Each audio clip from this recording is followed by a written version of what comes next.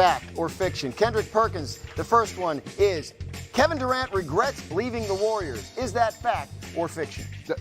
That got to be facts. And look, if he tell you anything different, he's a lie and the truth ain't nowhere near him. Look, you left a culture that was established, a culture that has stability, and you left that to go be with Kyrie Irving that you can't depend on. This is all the way facts. JJ, James Harden will be a 76er next season. Is that fact or fiction? That's fact. The Sixers gave up a lot to get Harden. In some fashion, he'll be back. And whether that's him opting in and playing out his current contract or the Sixers signing him to a long-term extension, he will be back with the 76ers.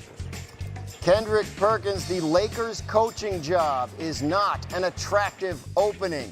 Fact or fiction? That's fiction. Look, any head coaching job in the NBA is attractive. Let's not get it twisted. I understand they had a lot going on this season, but we're talking about one of the most historical franchises in sports history with one of the greatest players, if not the greatest player to ever play the game that's on this roster. It's attractive. Thoughts, JJ? I want to go back to the Kevin Durant thing, Okay. actually, because I'm going to say fiction on that because, Kevin has talked about this publicly a bunch, but, he wanted to go have his own team. That the Golden State Warriors were always going to be Steph Curry's team, and he knew for his legacy and all that, he had to go win elsewhere. And I think every player, Perk, you went through this as a player as well. Like, you make decisions in the moment and you live with the results. You don't look back and regret decisions you made. There's so much that goes into every decision, whether that was the decision to leave OKC, whether that was the decision to leave Golden State. There's so much that goes into that. You have to live with the decision. I don't think he regrets that at all. And on the Lakers thing, I agree partially with you because I do think the context of who it is attractive to or unattractive to matters, right? A head coaching job at any level, on any team in the NBA is attractive to some people, while for some people, I think the Lakers' job is unattractive. Look, someone's going to end up getting the job. According to our Adrian Wojnarowski, the Lakers have a list of 3 finalists. Includes Milwaukee Bucks assistant Darvin Ham, Golden State Warriors assistant Kenny Atkinson, and former Portland Trailblazers head coach Terry Stotts. That is the situation with that list of coaches, and then a lot of sort of laughing, crying emojis. KG making it clear that he doesn't love the list of Lakers finalists. Per KG, your former teammate, what do you make of what he had to say about that list?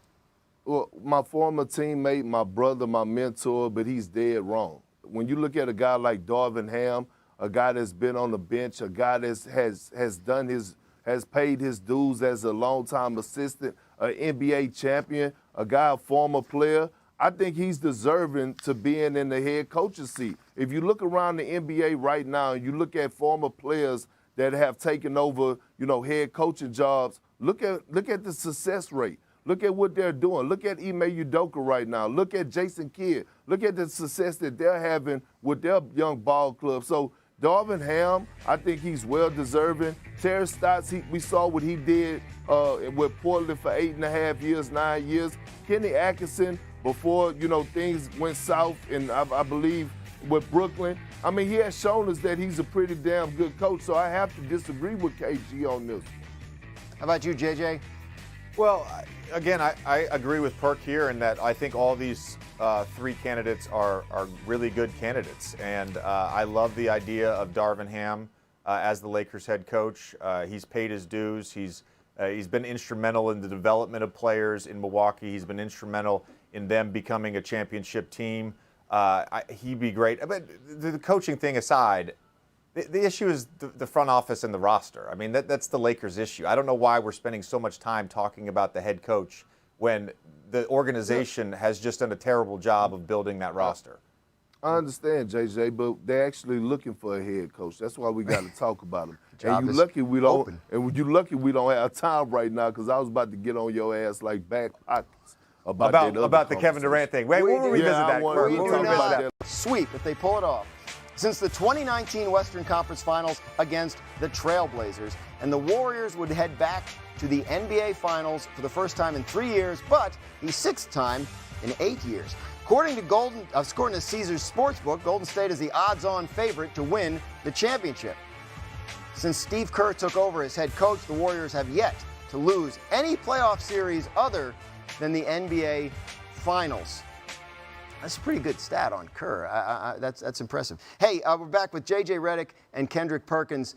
Perk, again, the disclaimer is they still have to win one more game to get to the finals, but no one's ever come back from 3-0 down. We know this, so looking good for the Warriors. If they get there and they win another title, what does that do for Steph Curry and his place in history? Oh, hey, Dan, JJ, I need y'all to keep a cool booty on this one and listen to what the hell I'm about to say, okay? When it comes down to Steph Curry, if he goes on to win another championship along with a Finals MVP, one is going to put him in the top 10 conversation of greatest player of all time.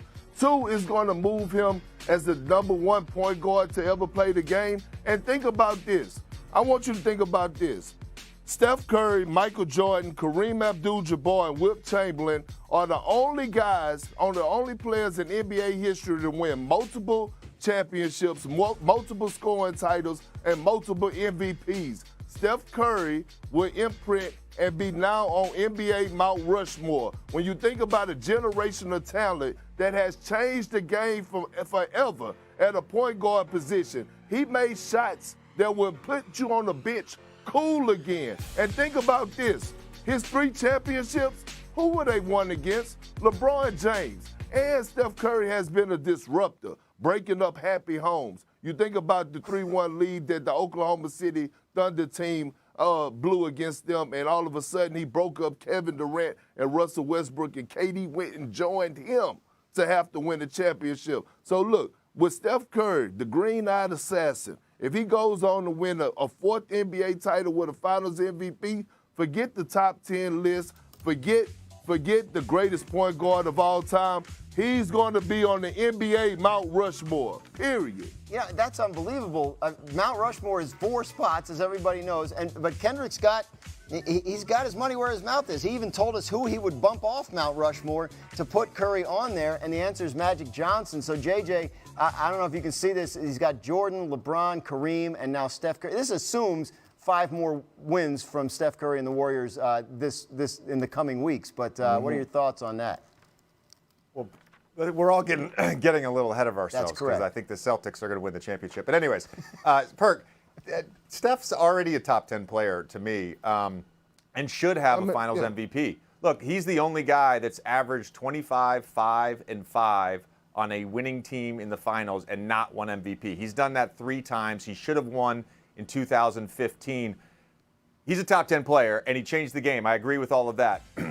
When we talk about the Mount Rushmore, those guys are ultimately judged by MVPs, Finals MVPs, and championships. Magic's got 3 MVPs, 3 Finals MVPs, 5 championships. Kareem has 6 MVPs, 2 Finals MVPs, and 6 championships. He's not bumping those guys off if he wins more and wins 1 more Finals MVP. Yep. Look, I think he's in that next tier already. When we talk about Wilt and Bill Russell and Larry and Tim Duncan, Kobe, of course, Shaq. Like those are the guys that are in that mix for spots 5 through 10. But to me, Magic is still going to be number 4. Well, JJ, let me tell you something. First of all, this is not an individual sport like boxing and tennis where championships define your legacy. This is a team game. Now, championships help define your legacy. But when you look at his individual greatness, when you look at him being 6'2", not being able to live above the rim, not being an athletic freak of nature, and doing what he's doing, the pure dominance that he has put on this game from his shooting ability, being the greatest shooter of all time. Like you said, averaging 25, 6, and 5 for his career at the point guard position, changing the game of basketball forever, JJ.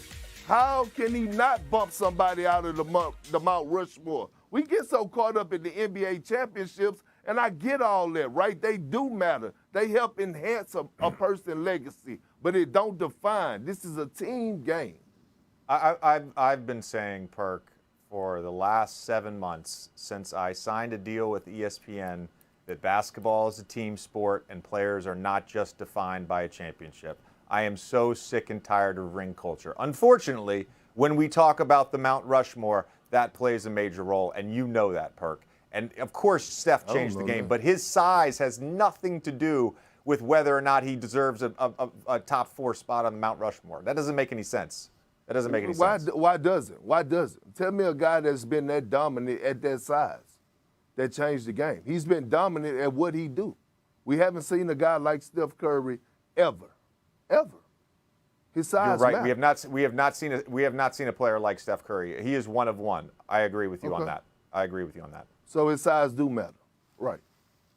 All right, we'll obviously have a lot of time to debate this, especially because it looks like we're going to be talking about the Warriors